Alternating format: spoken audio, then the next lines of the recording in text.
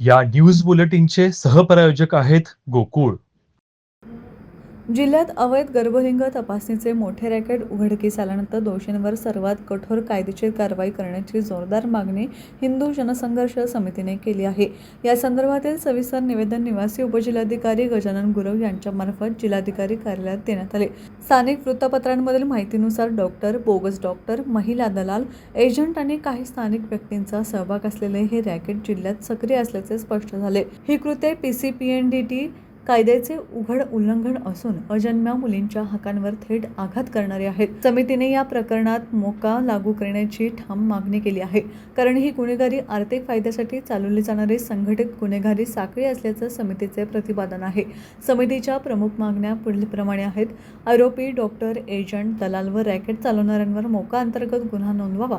गर्भलिंग तपासणी करून घेणारे पालक किंवा कुटुंबियांवरही PCPNDT कायद्यानुसार कठोर गुन्हा नोंदवावा. जिल्ह्यातील सर्व सोनोग्राफी केंद्रांची तातडीने तपासणी करून परवाना नसलेली केंद्रे बंद करावीत.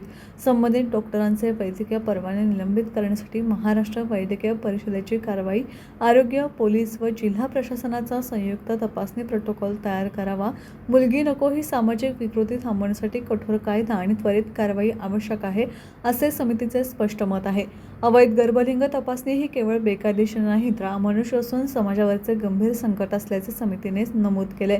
निवेदन देताना अभिजित विलास पाटील, आनंदराव पवार, कविराज कबुरे, महेश पवार, स्वप्नील पवार, प्रवीण पवार, किरण पाटील, यशवंत माने, अनिकेत देसाई, रोहित गायकवाड, प्रकाश काळे, विकास माने आदी उपस्थित होते.